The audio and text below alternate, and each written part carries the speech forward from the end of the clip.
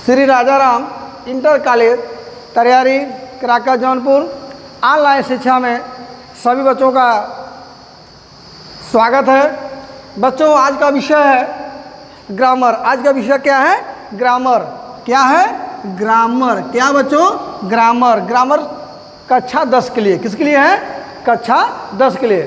सर्वप्रथम हम ये चलेंगे, अगर हम ग्रामर पढ़ते हैं तो हमको ग्रामर की स्पेलिंग तो कन्फर्म होनी चाहिए, तब हम आगे चलेंगे।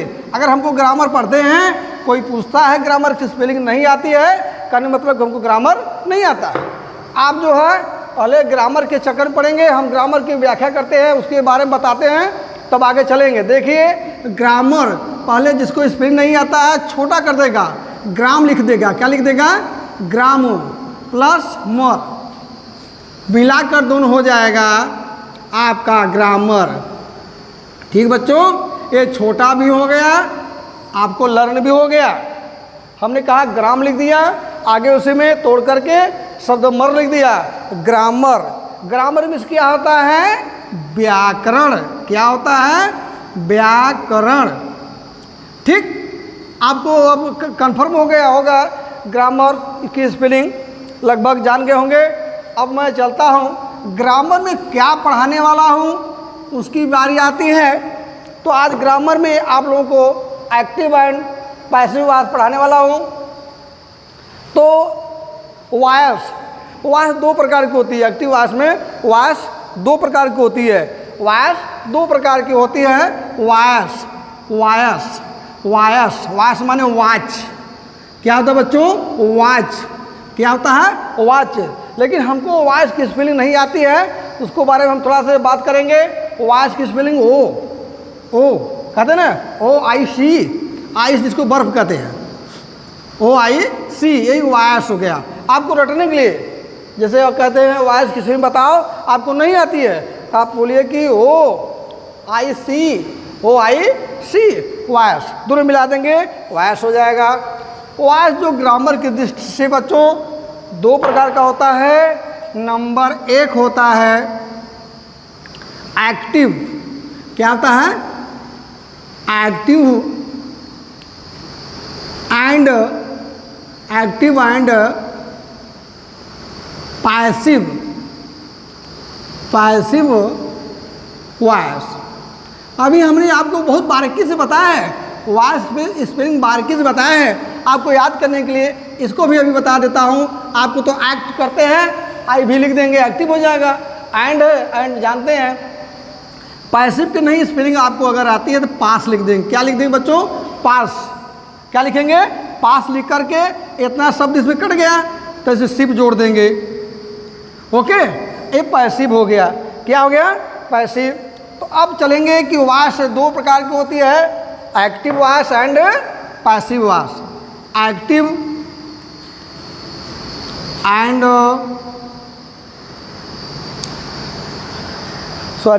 Active voice. Active voice number 1, ठीक है, एक्टिव वॉइस हो गया। Number 2 passive. क्या हो गया बच्चों? Passive voice. इसका तात्पर्य होता है, एक्टिव वॉइस मीन्स होता क्या है? ठीक है, ठीक बच्चों ना। पैसिव मीन्स क्या होता है? तो आप लोग घबराए जिन, ग्रामर तो इतना इजी है, इतना इजी है। अगर जो बच्चा ध्यान से देखेगा तो उसको sure perfectly grammar is correct. तो आपको वॉइस है, वॉइस, इसका अर्थ क्या होता है? कर्तृवाच्य एंड कर्मवाच्य। कर्तृवाच्य, कर्तृवाच्य, इसका अर्थ होता है एक्टिव वॉइस का कर्तृवाच्य। और ये पैसिव वॉइस का हो जाएगा कर्मवाच्य। क्या हो जाएगा? कर्मवाच्य। अभी हमने बताया आपको वॉइस माने क्या होता है। वॉइस होता है ग्रामर की दृष्टि से, और जो है कि इसकी कितने प्रकार का होता है? 2 प्रकार। कौन होता है? एक्टिव एंड पैसिव वॉइस लिखा ऊपर, फिर बार में समझा दिया कि एक्टिव वॉइस मीन्स क्या होता है? कर्तृवाच्य। पैसिव वॉइस मीन्स क्या होता है? कर्मवाचक। क्या हुआ बच्चों? कर्मवाचक। क्या हुआ? कर्मवाचक। अब आगे चलते हैं।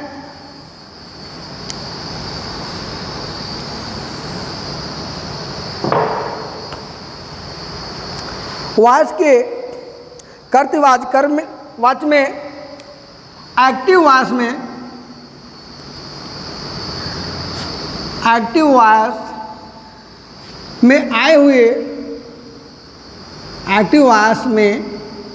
आए हुए प्रोनाउन प्रो लिखेंगे। क्या लिखेंगे? प्रो, और उसमें नाउन जोड़ देंगे। स्पेलिंग आपको इजी हो गया। ये बड़ा का हो गया। प्रोनाउन में आए हुए सब्जेक्ट जो होता है, सब्जेक्ट के स्थान पर जो प्रोनाउन होता है सब्जेक्ट के स्थान पर होता है। तुम्हें जब एक्टिव से पैसिव बदलते कुछ शब्द ऐसे हैं नाउन के स्थान पर प्रोनाउन के स्थान पर चेंज करते हैं। अब आधे आप इसको बदलने की कुछ विधियां हैं, इसके प्रोनाउन बदलने की कुछ विधियां हैं। प्रोनाउन अभी आपने बताया कि प्रो लिखेंगे, प्रो लिखे नाउन, प्रोनाउन हो गया प्रोनाउन। अब इसकी विधियां हैं कुछ। प्रो नाउन के स्थान पर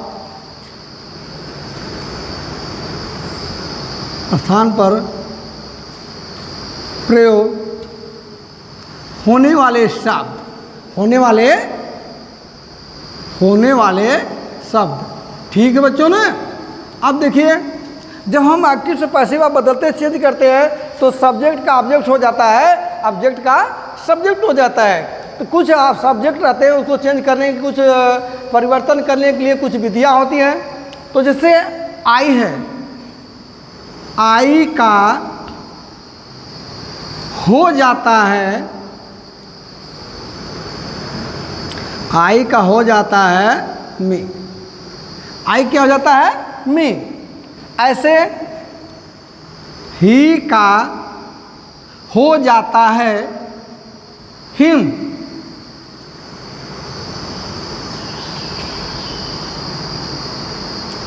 दे का हो जाता है, दे का हो जाता है बच्चों दिम, यू का यू होता है, यू नहीं चेंज होता है। अब देखिए सी का हो जाता है, सी का हर हो जाता है, सी का हर हो गया। और एक और है वी का अस हो जाता है, वी का अस हो जाता है। ईट का ईट्स हो जाता है। ठीक है?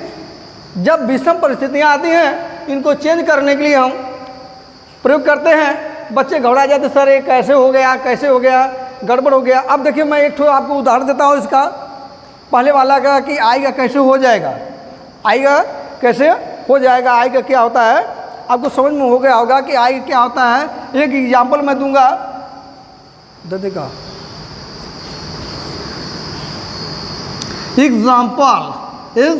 एग्जाम्पल माने उदाहरण। क्या होता है बच्चों?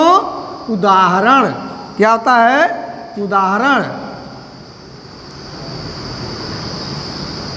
अब देखिए इसके कुछ रूल हैं। जैसे प्रेजेंट इंडिफिनिट का है, प्रेजेंट इंडिफिनिट अगर प्रेजेंट इंडिफिनिट टेंस का है तो एक्टिव पैसिव वास बनाते समय, एक्टिव से पैसिव वास बनाते समय इसमें हम is, are,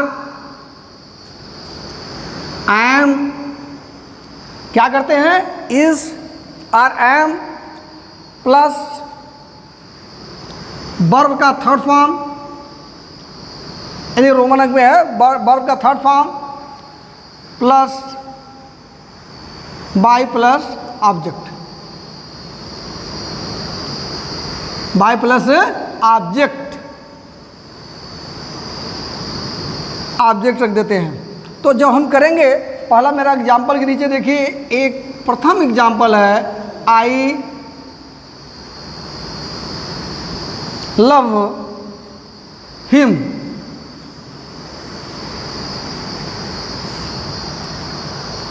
I love him.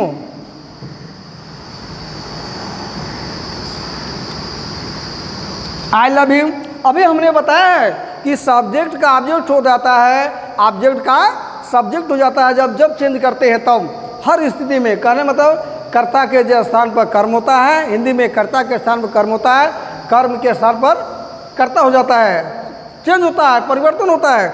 जैसे ए सब्जेक्ट है बच्चों, ए वर्ब है, ये क्या है, ये सब्जेक्ट मेरा है। आई जो प्रथम पुरुष है, आई जो प्रथम पुरुष है, आई भी फर्स्ट पर्सन होता है। इस सेकेंड पर्सन जो भी हमारे सामने आते हैं सबको हम ग्रामर के माध्यम से थर्ड रूप में लेते हैं। ठीक, तो आई जो है सब्जेक्ट हो गया, लव जो है वर्ब हो गया, हिम ऑब्जेक्ट हो गया, कर्म हो गया। तो अब सब्जेक्ट का स्थान यहाँ ग्रहण करेंगे, यहाँ करेंगे, आयस का स्थान यहाँ पर। ठीक, हमारा चिन्ह खींचने का तात्पर्य है, चिन्ह खींचने का तात्पर्य है आई लव हिम।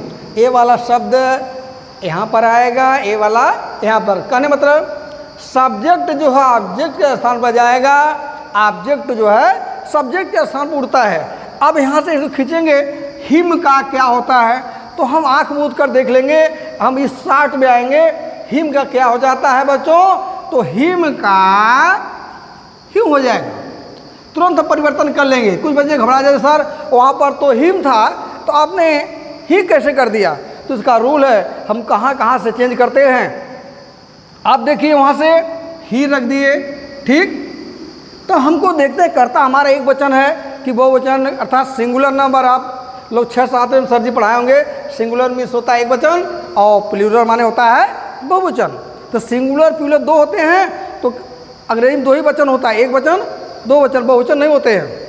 तो आपका ही हो गया, तो हमने कहा अगर थर्ड पर्सन करता रहेगा इज का प्रयोग होगा, प्लूरल होगा तो आर का, आई रहेगा तो एम का। तो अब यहाँ ही है, ही के बाद इज कर देंगे। ठीक, इज लग गया।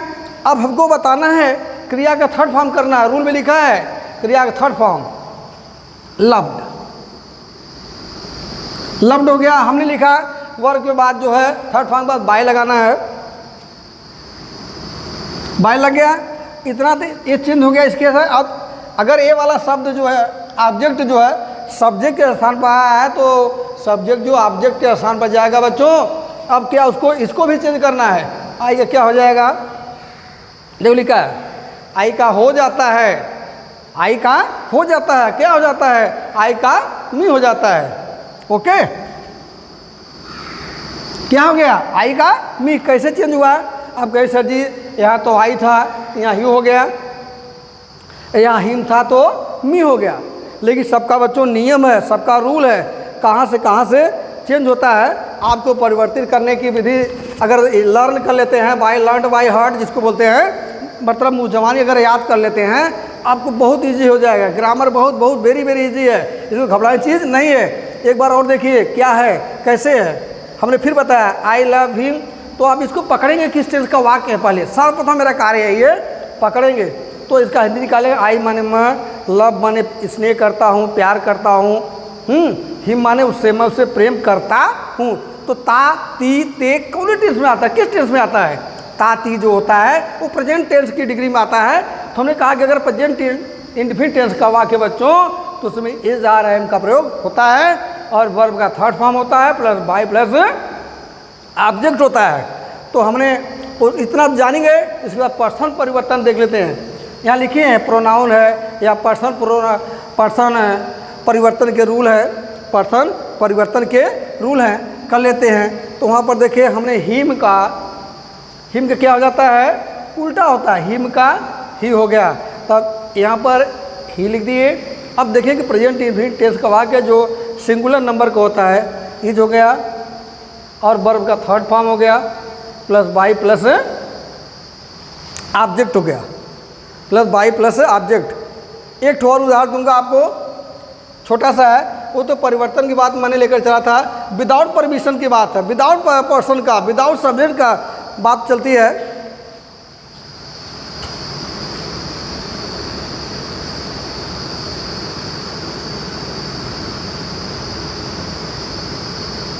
डॉग्स। क्या है? डॉग्स। डॉग्स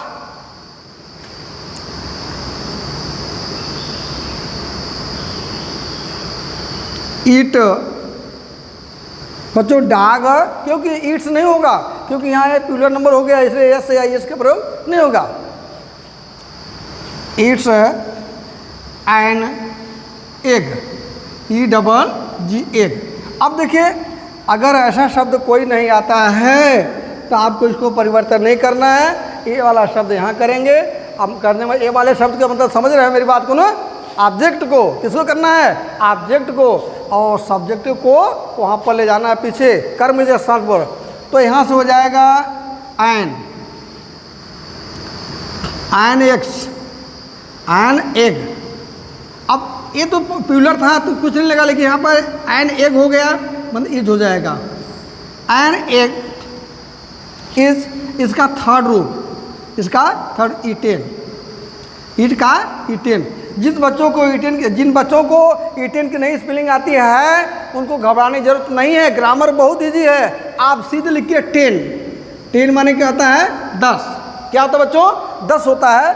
उसके पहले हम ई ए लगा देंगे, ईटेन हो गया, थर्ड रूप हो गया। इसलिए कहा कि an egg is eaten by dogs. अब देखिए इसमें ये भी सब्जेक्ट में परिवर्तन नहीं हुआ, ये भी नहीं हुआ, उसमें हुआ था। आई का मी हो गया, हिम का ही हुआ। जब ऐसे आते हैं तो परिवर्तन होगा। जब अनदर आएगा, कोई नाउन हो, अदर तो नहीं करेंगे। तो आपका जो an egg is eaten by dogs. फिर देखिएगा डॉग्स जो प्लूरल है, प्लूरल माने बहुवचन है, और यहाँ से जब उतारेंगे थर्ड पर्सन हो जाएगा ऑब्जेक्ट इसका। लेके एन एग, जानते हो एन क्यों लगा है? वो आवेश की गति के कारण लगा है, ई के कारण जो एन है। An egg is eaten by dogs.